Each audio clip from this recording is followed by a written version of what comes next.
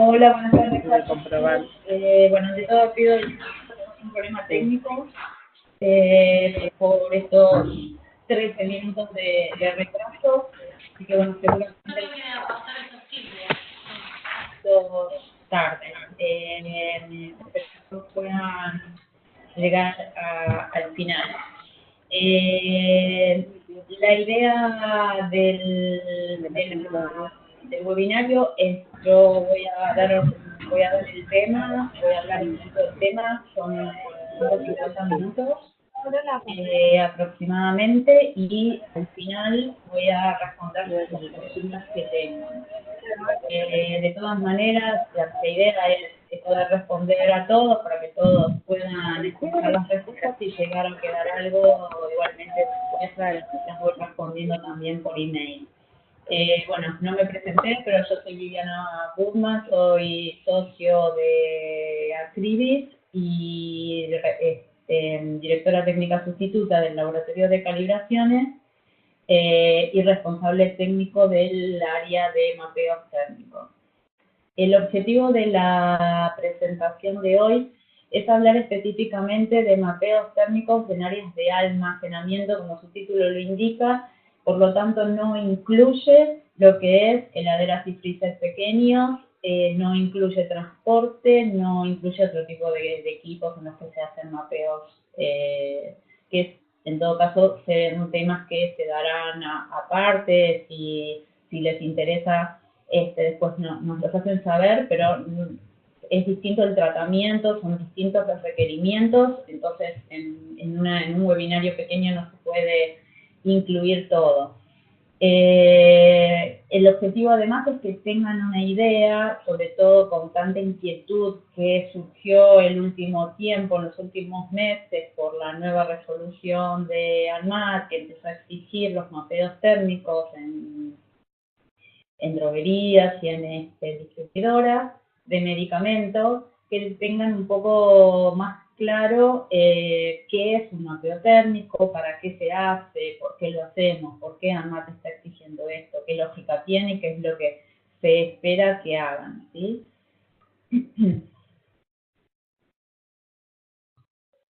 Para empezar, voy a dar algunas definiciones que tienen que ver con términos que son necesarios después cuando hablemos precisamente del tema de mapeos, para entender de qué estamos hablando, y que además son términos que está bueno que todos nos pongamos de acuerdo cuando los decimos de qué estamos hablando. Uno es lo que en inglés se utiliza, en general sus siglas en inglés, porque son los productos farmacéuticos tiempo y temperatura sensibles, TTSPP. Son los productos que justamente son sensibles a determinadas temperaturas, es decir, que requieren un rango de temperatura para no permanecer a un rango de temperatura determinado para no degradarse, ¿sí? Cuando hablamos de temperatura de productos, temperaturas sensibles, ¿sí? No hablamos de, como a veces coloquialmente se dice, productos con cadena de frío. Los productos con cadena de frío son los productos que tienen que estar entre 2 y 8, y por lo tanto son sensibles a degradarse cuando están por encima de 8, ¿sí? Y son aún mucho más sensibles de degradarse porque directamente se rompen las moléculas, que en general son de base proteica, cuando se congelan. Pero no es el único producto sensible de degradarse. El producto que requiere, que tiene sus estudios de estabilidad hechos para 15 a 25, necesita estar entre 15 y 25, no puede estar a 35 o a 40, porque no es lo mismo 15 a 25 que 40. Por eso hablamos de temperatura controlada y no de cadena de frío. Productos sensibles a determinada temperatura. Según el rango de especificación que tenga ese producto, será el rango de mayor estabilidad al que necesita, de mayor estabilidad para él, ¿sí? Para todos los que pregunten, los webinarios después se suben, los van a tener. Estas son, a mí no me parece estar leyendo definiciones, porque las definiciones primeramente están acá transcriptas y son definiciones de bibliografía, por lo que, digamos, no doy webinario para leerles, podemos leer, trato de de estos términos. ¿Sí? Entonces, así que no se preocupen que las definiciones después las quieren concretamente, las van a tener en la presentación que se sube y van a poder acceder a través de la página. ¿A qué se llama ambiente a temperatura controlada? Es el ambiente que necesitamos de alguna manera mantenerlo a una temperatura que es distinta a la temperatura en la cual estaría naturalmente. Es decir, si yo tengo, por ejemplo, un depósito como el que se ve en la foto a la izquierda, que vemos que ahí en el fondo tiene un equipo de frío. Ese depósito obviamente debe estar seguramente en un lugar a la intemperie. ¿Sí? Notamos que ese techo no tiene nada encima, que las paredes que lo rodean no tienen nada encima, y aunque lo tuviesen, esos lugares no van a, probablemente no son ambientes que están entre 15 y 25 como tiene que estar ese depósito. Es decir, que naturalmente, si yo lo dejo sin ningún equipo, sin ningún mecanismo de control de temperatura, ese depósito va a estar librado a la temperatura exterior. Lo mismo el ejemplo de la fotito de al lado, que es una cámara probablemente refrigerada de 2 a 8, que está dentro de un depósito que supongamos que en el mejor de los casos esté a temperatura controlada, va a ser a 15-25, mientras que la cámara esa tendrá que estar de 2 a 8. Entonces, el ambiente a temperatura controlada es el ambiente que de alguna manera nosotros necesitamos justamente controlar, mantenerlo a una temperatura determinada distinta a lo que sería su entorno. La temperatura de almacenamiento es la temperatura en la cual me indica el producto que tengo que almacenar que tiene que estar para poder conservarse de manera adecuada y conservar las características, la función que tiene el producto y no degradarse. ¿Sí?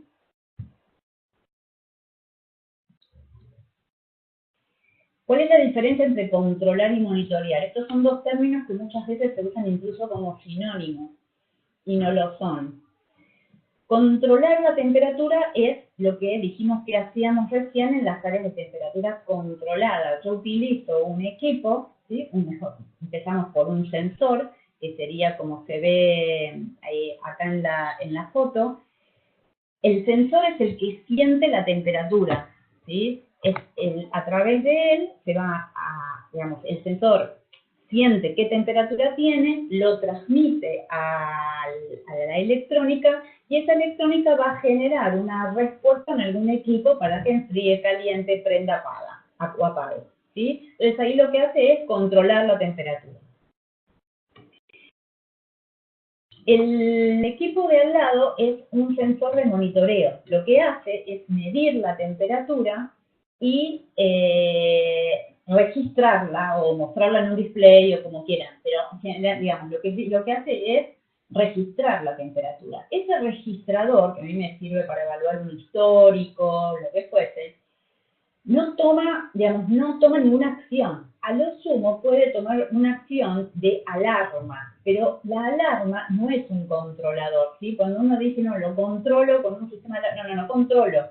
Monitoreo con un sistema de alarma, ¿sí? El controlador lo que hace siempre es trabajar sobre algún equipo que va a hacer alguna acción. Prender, apagar, en general es prender o apagar. Ahora, el monitoreo puede ser monitoreo solo o monitoreo y alarma, pero no es un controlador porque no va a tomar ninguna acción frente a un desvío, ninguna acción concreta, ¿sí? Bueno, temperatura cinética media es en realidad un temazo, pero acá lo vamos a ver conceptualmente para aclarar algunas cuestiones. La temperatura cinética media se saca mediante un cálculo que yo acá ni lo puse porque no tiene, porque ya digo, es extenderse en algo que no es el objetivo de la presentación. Pero lo que hay que tener en cuenta es que lo que hace el cálculo de temperatura cinética media pondera las distintas temperaturas en las que estuvo ese producto termosensible durante un determinado tiempo y cuánto tiempo estuvo a cada una de esas temperaturas. Por eso no es un promedio, ¿sí? Porque tiene en cuenta todas las fluctuaciones y el tiempo durante el cual estuvo a cada una de ellas. Entonces, lo que me quiere representar esa temperatura cinética media es la temperatura a la que el producto farmacéutico, el producto termosensible, ¿sí? Voy de nuevo. Lo que me quiere representar es, para ese producto farmacéutico, cuál fue el efecto que le generó el rango de temperatura y tiempo en el cual estuvo en cuanto a su degradación. Me va a dar un valor de temperatura que me refleja la isoterma equivalente a los cambios de temperatura, a los cuales estuvo. Es como si hubiera estado constantemente a la temperatura cinética media y esa temperatura, ¿sí?, me indica, refleja el mismo nivel de degradación que todas las fluctuaciones que tuvo. Ahí creo que fue más claro. Si no se entendió eso, después, si quieren, lo volvemos a repasar. Una de las cuestiones que incluso el martes me habían preguntado es si la podemos usar como criterio de aceptación o para qué se usa. Para lo que se está recomendada usarla como criterio es para periodos cortos, sobre todo para transporte, no para periodos largos de almacenamiento. ¿Cuál es la diferencia entre una calificación y una validación? En la calificación lo que se hace es asegurarse que un equipo o un área, ¿sí?, cumplen con lo que uno pretende que cumplan, ¿sí? En cambio, en la validación, es decir, verifica que el correcto y reproducible funcionamiento de un equipo o un sistema. En una validación lo que hacemos es documentar, ¿sí?, si un proceso o un método producen consistentemente un determinado resultado. Y si ese resultado está dentro del criterio de aceptación, ¿sí? Y acá me interesa detenerme a que cuando hablo de validación hablamos de procesos, que hablamos de un criterio de aceptación y consistentemente, es decir, de manera reproducible. Esas tres cosas son muy importantes para hablar de validación. Por lo tanto, la validación muchas veces también incorpora el concepto de calificación. ¿Por qué? Porque para validar un proceso vamos a necesitar tener calificados los equipos que estén involucrados en ese proceso.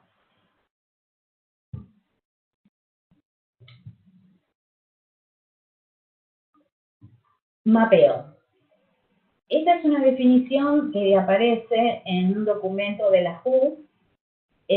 No me fascinó, pero lo puse porque es la definición que ellos tienen. Es un documento que demuestra con un alto grado de exactitud que un proceso específico cumple con el criterio de aceptación predeterminado. Es decir, que lo que hace el mapeo es validar el proceso en nuestro caso, ¿qué es lo que hace el mapeo? Valida el proceso de almacenamiento, ¿sí?, con un criterio de aceptación predeterminado. Entonces, ahora sí nos vamos a meter, teniendo claro estos términos, a hablar de mapeos térmicos. Y para eso vamos a tratar de responder 4 cuestiones. ¿Dónde hacerlo? ¿Para qué y por qué hacerlo? ¿Cómo hacerlo? ¿Y cuándo hacerlo? Empezamos por dónde hacerlo. Lo vamos a hacer en todas las áreas donde se almacenen o manipulen productos que requieran conservarse con un determinado rango de temperatura, es decir, productos que sean temperaturas sensibles. Y vuelvo a decir lo mismo, lo vamos a hacer tanto sea que ese producto tenga que almacenarse en el rango de congelado, en el rango de refrigerado o en el rango de temperatura ambiente. Tiene un determinado rango límite de conservación, no tenemos rango de conservación. Y en todas las áreas donde se dice almacene o manipule. Por eso es importante considerar que esto también se hace incluso en los laboratorios, ¿sí? Y también entonces, aunque no vamos a profundizar en eso, en transporte. ¿Para qué lo hacemos? Para obtener la información que necesitamos para determinar cuáles son las zonas de almacenamiento seguro para el producto que quiero almacenar.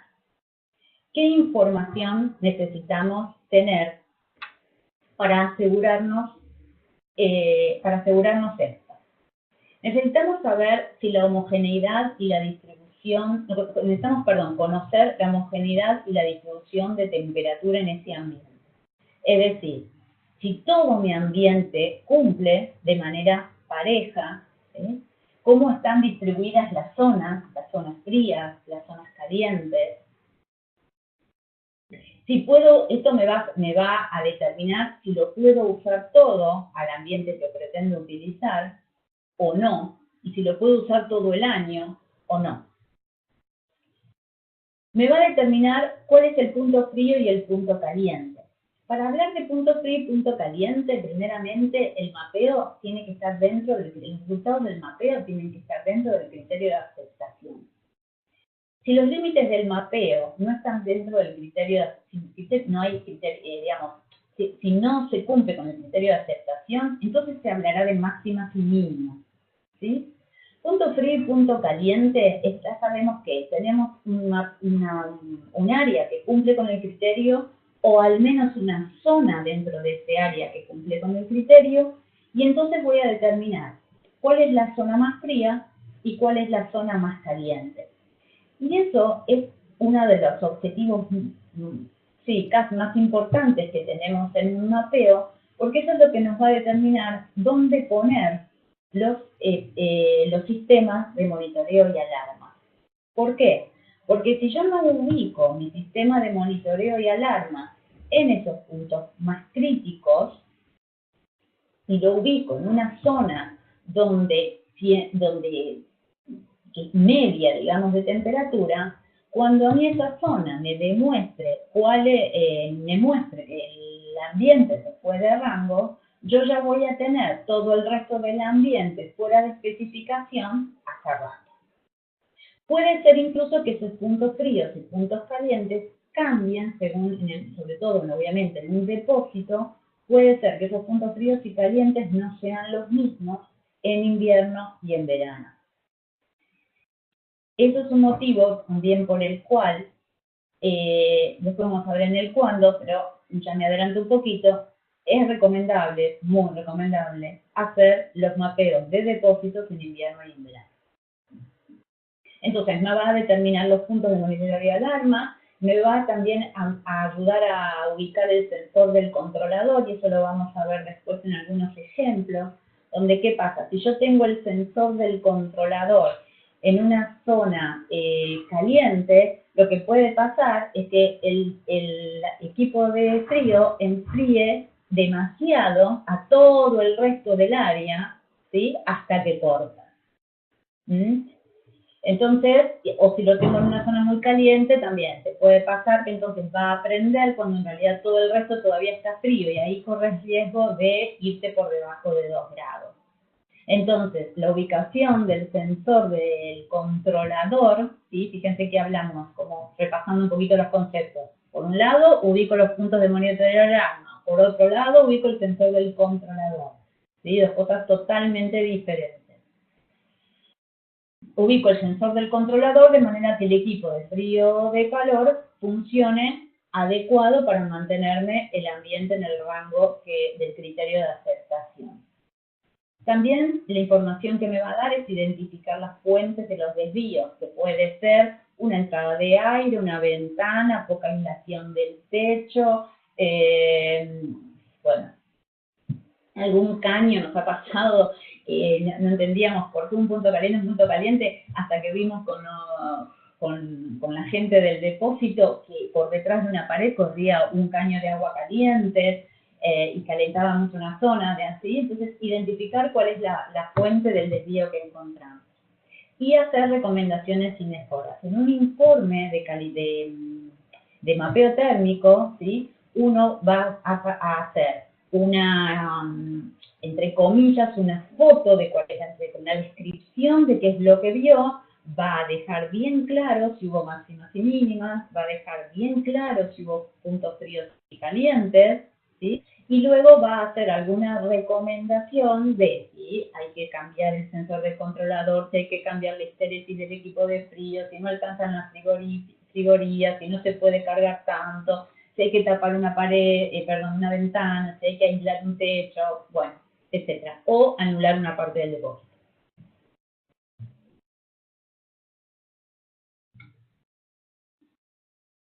Vamos al cómo. ¿Cómo lo vamos a hacer?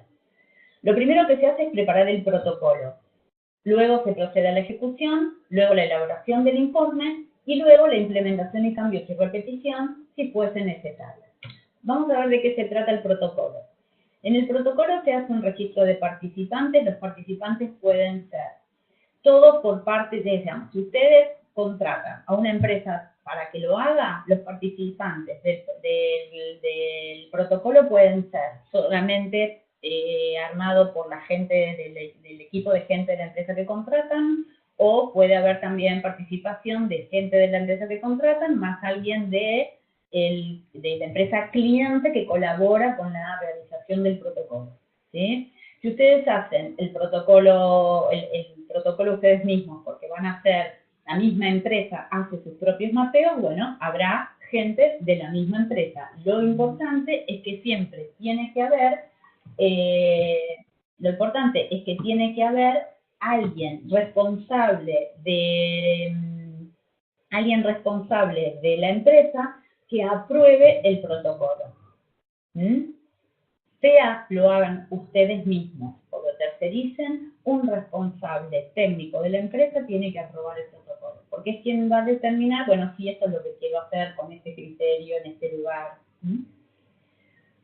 Y siempre antes de la ejecución. En el protocolo se va a describir el trabajo, vamos a decir qué es lo que vamos a hacer. Se va a describir el alcance, que esto es importantísimo. Se va a describir sobre qué lo vamos a hacer.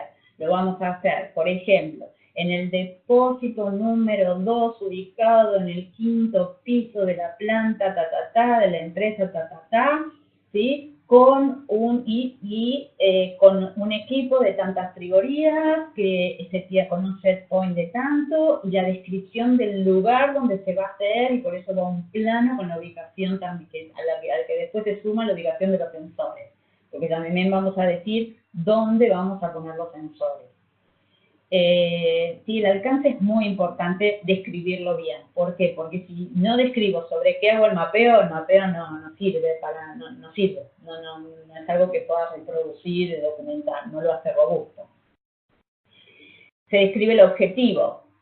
El objetivo puede ser un objetivo general de describir zonas frías, calientes, o puede tener algún objetivo particular que se le agregue, como por ejemplo hacer algún ensayo de apertura de puerta y ver cuánto tiempo tarda el mapeo, el área en irse de rango, ¿sí? Algún ensayo de, por ejemplo, si tenemos 2 equipos de frío, ver si con los 2 equipos de frío funciona igual. Bueno, después son ensayos que tanto ahí no me quiero meter también, porque también ahí nos meteríamos un poco en lo que es un OQ o un PQ, que es la parte más de calificación,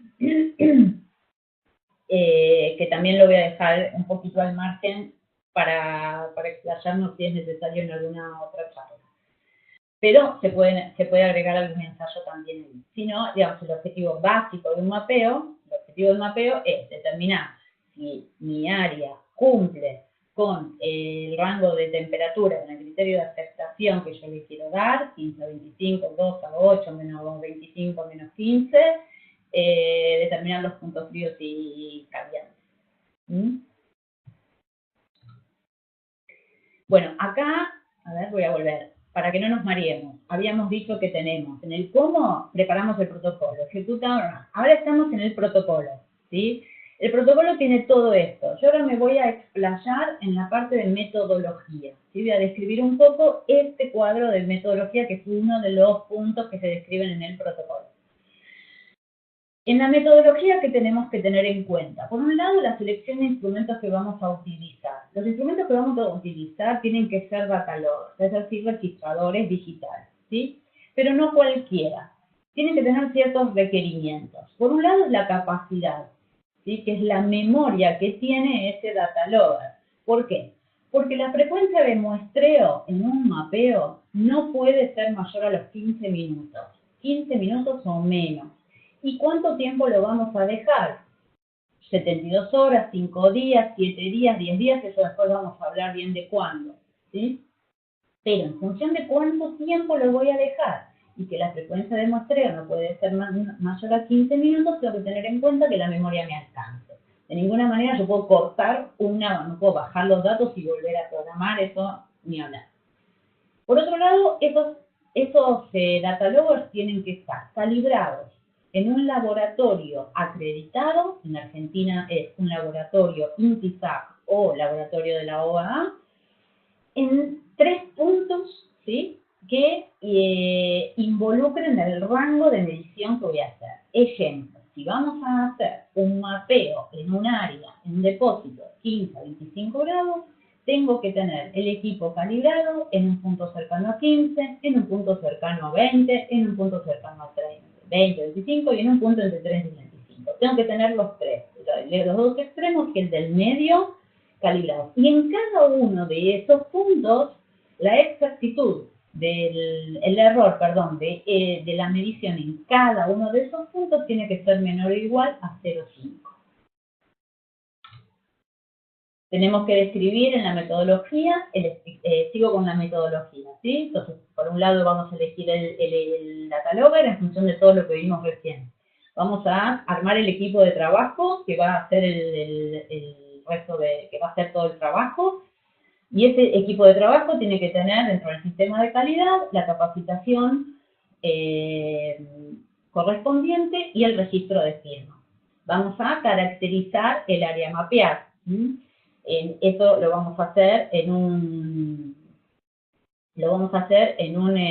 plano donde vamos a describir dónde están ubicadas las estanterías, dónde están ubicadas, qué altura tienen, si hay pallets, dónde están ubicados los pallets, hasta qué altura puedo cargar un pallet, dónde están los equipos de aire, como dije antes, cuántas categorías tienen, si hay bocas de emisión de aire o no, o si solamente tengo un split, las puertas, las ventanas, la ubicación geográfica, si las paredes dan al norte, si dan al sur, si son internas, si son externas, lo mismo el techo, qué tipo de techo tiene, si da al aire libre o si tiene construido arriba.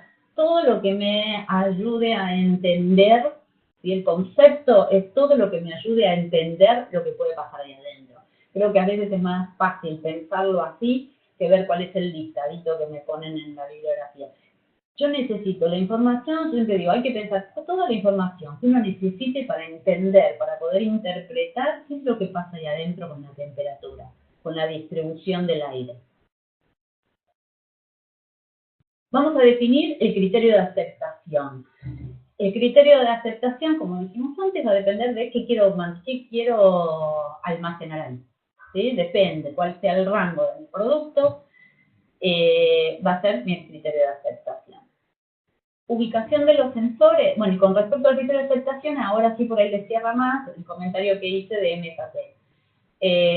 La USP habla de poder usar el MKT, pero para periodos cortos, básicamente para transporte. No lo recomienda para periodos largos de almacenamiento. Ubicación de los sensores, vamos a describir dónde vamos a poner los sensores para hacer el mapeo. Y acá hay que tener en cuenta lo siguiente. Los sensores, que ya nunca se recomienda por más chiquitito que sea menos de 8 o 10, por un lado.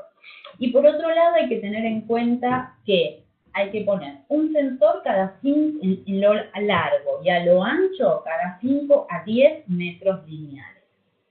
Y en altura es Si tengo el área menor o igual a 3,6 metros, van 2 sensores, uno arriba y uno abajo. Si es mayor a 3,6 metros, van 3, uno al medio, perdón, uno abajo, uno al medio y uno arriba. Nosotros por lo menos recomendamos que si son áreas de más de 9-10 metros ya se ponga un cuarto sensor en altura. ¿Sí? Y ahí más o menos ustedes ven en este grafiquito cómo están distribuidos los sensores, que son esos puntos rojos que aparecen.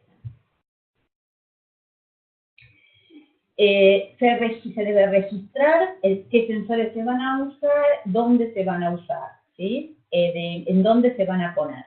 Se programan los data loggers. Con respecto a la programación de los data loggers, hay que tener la precaución de que lo que vamos a hacer es un mapeo. Entonces, lo que voy a hacer es querer comparar la curva de temperatura de toda el área junta. Entonces, tenemos que programar los data loggers con un determinado delay para asegurarnos que vamos a tener todos los data loggers ya puestos cuando todos empiecen a leer a la misma hora. Y lo otro refresco que dije antes, nunca se debe tener una frecuencia mayor a los 15 minutos de muestreo. La longitud del ensayo, gran pregunta. La bibliografía de la OMS determina que para un depósito, es decir, para un área que tiene susceptibilidad a los cambios de temperatura externa o por manipulación de máquinas y circulación de gente, se haga durante 7 a 10 días para tener una muestra representativa de lo que sucede de día, de noche, de lunes a viernes y fines de semana. ¿Sí? Si es un ensayo de un área que no es sensible a los cambios estos de día, noche, como por ejemplo una cámara fría, que las temperaturas externas, que es una cámara interna, ¿no? Que es una cámara interna, no es sensible a los cambios externos, se pueden hacer de 24 a 72 horas. Nosotros sabemos, por un curso que dieron las autoridades de ANMAT el año pasado, que por lo menos para lo que es verano, para ellos va a estar bien el mapeo de 5 días. Pero hay que pensar que a partir de invierno los mapeos van a tener que ser a partir de 7 días. De ahí para arriba, lo que quieran, pero no menor. ¿Sí? Ahora en verano sabemos que van a estar bien, para ANMAT va a estar bien ese primer mapeo de 5 días. Por lo menos eso es lo que dijeron. Bien, terminamos con el protocolo, lo firmamos, ya hay un responsable que dice, perfecto, esto es lo que quiero hacer. Vamos entonces a la ejecución, vamos a ir y vamos a poner los sensores en los lugares donde dijimos que lo vamos a poner. Los sensores tienen que estar correctamente identificados por su número de serie y un ID, porque necesitamos absoluta trazabilidad entre el sensor, la posición que le voy a dar y después los certificados de calibración. La persona que los va a colocar tiene que verificar el número en el plano que coincida con el sensor cuando lo pone, tanto cuando lo pone como cuando lo saca, para tener un segundo control de que realmente ese sensor estuvo donde anotó el primer día. Se retiran los data loggers y se descargan los datos. Y ahí viene después la parte del informe, donde vamos a hacer un análisis de los resultados. Los vamos a exponer de manera cruda, decimos, bueno, las tablas así dieron comparativamente, los gráficos, vamos a sacar conclusiones, vamos a hacer las recomendaciones y vamos a hacer el dictamen de qué pasó con ese depósito. Si cumplen su totalidad, si no cumplen su totalidad, si hay un área que cumple y un área que no cumple. Y ahora vamos a ver algunos ejemplos. Acá, por ejemplo, tenemos un depósito, la curva esa roja, la curva roja que se ve arriba, no sé por qué, perdón, no me anda el cursor, la curva roja que se ve arriba es la temperatura externa, ¿sí? La temperatura, digamos, eso no lo aclaré y es muy importante. Cuando hacemos un depósito, tiene que haber un sensor, mínimamente un sensor que me esté monitoreando la temperatura externa, el clima, ¿sí? En un lugar a la sombra, para que sea representativo. Entonces, ese rojo, el que ven que hace el pico para arriba, que llega a los 30, un poquito más de 30 grados, ese sensor estaba externo. Todos los demás están ubicados adentro del depósito. Este depósito tenía que estar entre 15 y 25. Lo que vemos es que la gran mayoría de los sensores se va. ¿Y qué podemos ver? Por un lado, que la fluctuación que tiene no depende de la temperatura externa, porque no imita la curva de lo que pasa en el exterior, ¿no? Hace una curva de subida y bajada, pero claramente no está respondiendo a la temperatura exterior, sino que, y además vemos que es sistemática. Si hiciéramos un zoom y viéramos el rango de tiempo, que están todas arriba, están todas abajo, están todas arriba, todas abajo, es sistemático. Con lo cual, esto obviamente tiene que ver con el funcionamiento del equipo de frío de arranque y corte. Entonces, por un lado, a mí me parece que acá lo que tenemos que hacer es bajar un poco el set point del equipo, que está todo para arriba. Pero por otro lado, hay un tema de estratificación, porque fíjense que hay una parte de la curva que está abajo y se separa de otro grupo que está arriba. Cuando nosotros vamos al otro gráfico, que es donde vemos cada sensor dónde estaba, hacia arriba, hacia abajo, hacia el medio, ¿sí? La ubicación en el plano. Si empezamos a jugar, después pueden jugar con esto, pero les cuento que todos los equipos que están en las curvas con temperaturas más altas, son los equipos que están a 2,8 metros, que era la altura máxima que tuvo este depósito, ¿sí? Un depósito bajito. Entonces lo que tengo que mejorar acá es, por un lado, bajar el set point de este área, ¿sí? Pero también favorecer la circulación de aire, porque se me está yendo mucho más calor arriba que abajo y diferenciar evitar tanta estratificación. Porque si no, lo que puede pasar es que para que el de arriba no me alcance, me voy a ir para abajo, ¿sí? Entonces tengo que tener en cuenta esas dos cosas. Este es un ejemplo de una cámara. La cámara obviamente tenía que estar de 2 a 8. ¿Y qué es lo que veo acá? Si vemos la parte superior de la curva, los picos de máxima, la verdad que están muy bonitos porque todos están en 6,3, 6,4, 6,5, quizás, fíjense que ninguna nos llega ni siquiera a 7, bien sistemático, fantástico. El problema que tenemos es que, fíjense la longitud que tienen los picos hacia abajo, sobre todo algunos como el rojo o el verde, van muy hacia abajo. Tenemos delta T de casi 4 grados. Imagínense en un 2 a 8, donde el rango es 6 con toda la furia, ya tengo un delta T de 4, no es bueno. Acá lo que sucede es que el equipo empieza a enfriar bien, pero no corta, ¿sí? Corta tarde, digamos.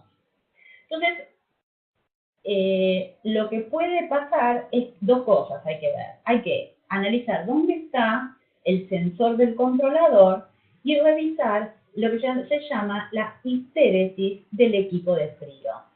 La histéresis conceptualmente es, si yo tengo un equipo, ¿sí? Que empieza a enfriar, tiene un set point de 6, vamos a leer, el equipo empieza a enfriar de 6. ¿Cuántos grados tengo que bajar de 6 para que pare de enfriar?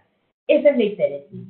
Entonces, si yo tengo una histéresis muy grande, que es probablemente lo que pase acá, ¿sí? Tengo sensores que se me van muy abajo. Fíjense acá, por ejemplo, cómo tenemos sensores, por ejemplo, el 5692, que está a la izquierda en triángulo amarillo, tengo 4 grados de delta T. En el 5705, que está abajo, tengo también casi 4 grados de delta T, ¿sí? En el 5679 que está cerca de la puerta, también tengo 4 grados, es muchísimo, ¿sí? Entonces ahí hay que revisar. Fíjense, una cosa más, en los de arriba, que están más cercanos al equipo de frío, el delta T es mucho más chico, 6,7 en 4,4 cortó, 6,5 en 5,1 cortó, 6,6 en 4,8 cortó. Es decir, que ahí yo sospecho hay un problema de ubicación de sensor, ¿sí? Quizás no sea tanto de histéresis, pero habría que revisar las dos cosas. Y este es para el cuadrito de honor divino, porque fíjense este depósito, la temperatura externa que tuvo este ensayo, el ensayo acá llegó la máxima, fíjense acá, el sensor externo llegó a 39,5 grados, estuvo a la sombra,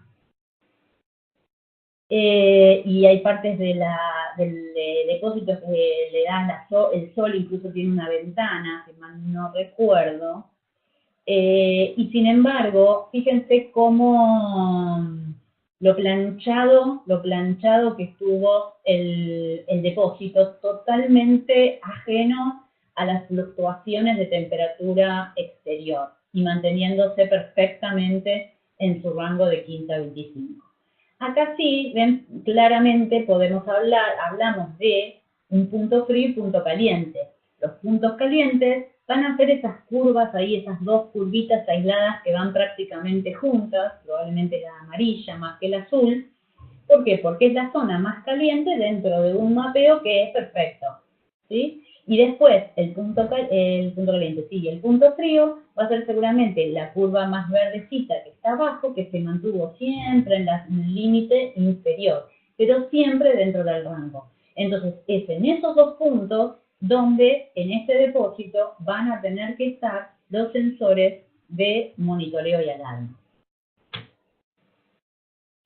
Y acá hay otro con un problema muy parecido al anterior, que puede ser también, es muy probable que sea un problema de histéresis. Muy parecido al anterior. Ven cómo también los picos, hay picos que se van muy para abajo. Y es muy parecido al anterior en realidad, porque tenemos también picos que están bien, que probablemente son los que están más cerca del controlador, y picos que están bajo. Entonces, al igual que en el anterior, habría que revisar la ubicación del sensor controlador y la histéresis del equipo de frío. Pero también lo que vemos es que es totalmente inerte. Pero bueno, es una cámara fría. En general, las cámaras frías no se ponen sensores externos. Particularmente, este cliente, este usuario, quería igualmente que se ponga una externa, pero en general no se ponen. Pero es cierto que cuando quizás es una cámara expuesta, como un Rey o una cosa así, que la tengan muy expuesta, no está nada mal ponerle y verificar que no le afecta la temperatura exterior. ¿Cuándo lo hacemos? Vamos a ver un poquito este cuadro. ¿Cuándo lo hacemos? Primeramente hay que hacerlo cuando el área, si podemos, cuando el área es nueva antes de empezar a usarla. ¿Sí? Vamos a empezar por la izquierda. Cuando el área es nueva, antes de empezar a usarla, hacemos un mapeo que obviamente es sin carga. Si ese mapeo no cumple, tenemos que modificar, repetir el perfil hasta que cumpla. Cuando cumple, lo hacemos con carga. Si el área es nueva, lo hacemos sin carga y cumple, entonces vamos directamente a hacerlo con carga. Una vez que lo hacemos con carga, pueden pasar dos cosas. Que no cumpla y repito el mismo esquema, modifico y repito hasta que cumple. ¿Sí? Entonces, cuando nosotros tenemos un resultado de un depósito que no cumple en su totalidad o no cumple en una zona significativa y queremos usarlo, lo modifico y repito el mapeo hasta que cumpla. Si no, no me sirve. Si el área ya está en uso, entonces lo mismo. Si cumple, fantástico. Si no cumple, modifico y repito hasta que cumple. Una vez que yo logré que cumpla con carga, ¿cada cuánto repito? Ya está, ya le hice vacía si pude, o no, pero ya la hice con carga y la estoy usando. Perfecto. Me dio. Verano, fantástico. Ahora, ¿qué hago? ¿Cuándo lo repito? ¿Sí? Lo que habla la bibliografía y lo que habla también la resolución de ANMAT es de repetirlo según análisis de riesgo. En el análisis de riesgo tenemos que tener en cuenta ponderar todas estas variables y saber hacer muy bien un análisis de riesgo para poder defenderlo ante una auditoría. Poder tener los registros, los controles, ¿sí? Verificar que lo que digo que se hace, y poder defenderlo ante una auditoría. Básicamente, más o menos cuáles son los ítems que hay que tener en cuenta para el análisis de riesgo de un depósito.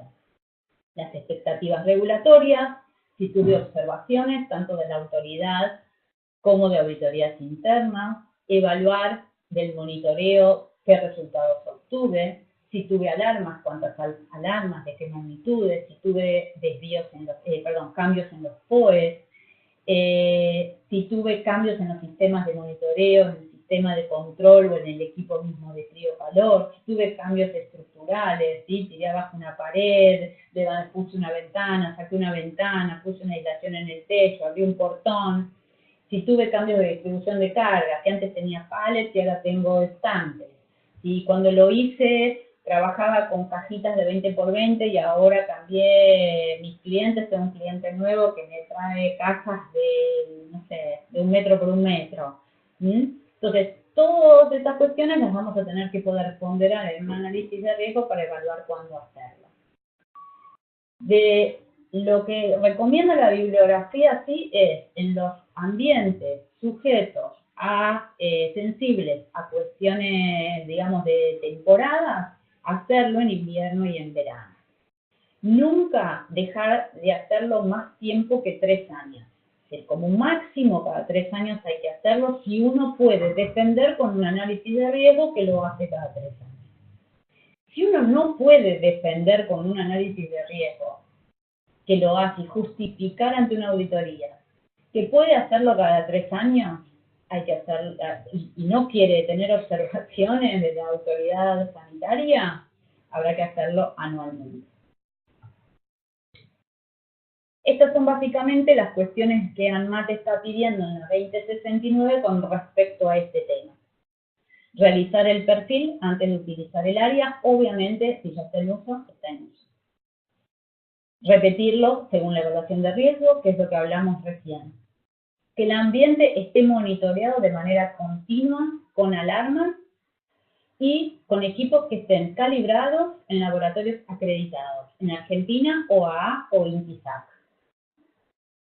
Y que la frecuencia de calibración sea menor o, 1 año o menor. La frecuencia de calibración de los equipos que usamos para el monitoreo. Y siendo las 5:00, espero preguntas.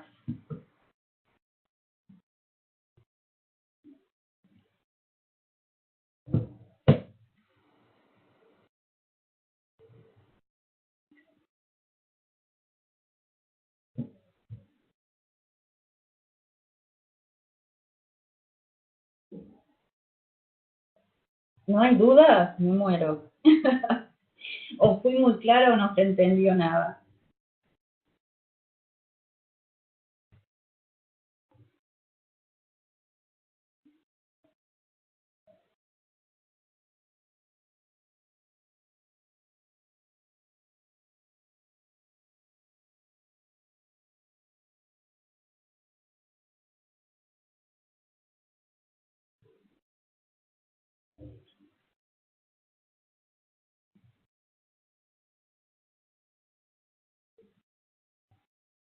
La presentación después se sube, sí. La van a poder, van a poder ver al YouTube de Acribis.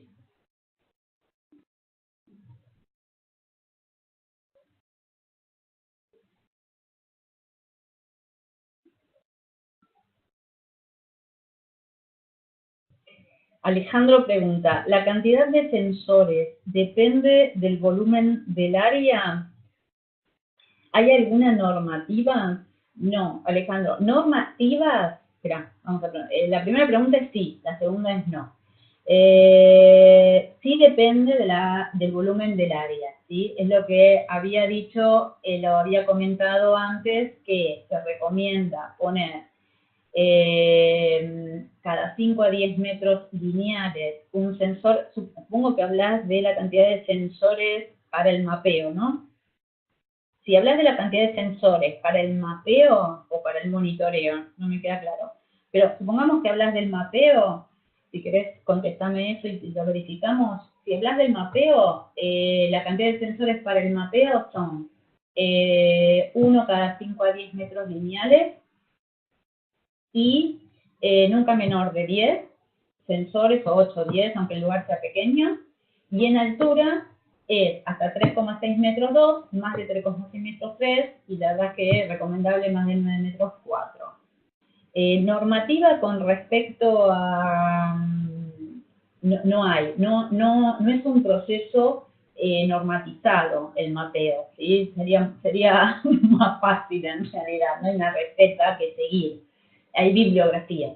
Todo lo que yo dije está basado en bibliografía. Bibliografía de la OMS, bibliografía de USP, bibliografía de Health Canada, bibliografía de PDA e ICE. ¿Sí? Esa es la bibliografía en la que está basada la presentación. Bueno, y la norma de ANMAT, ¿no?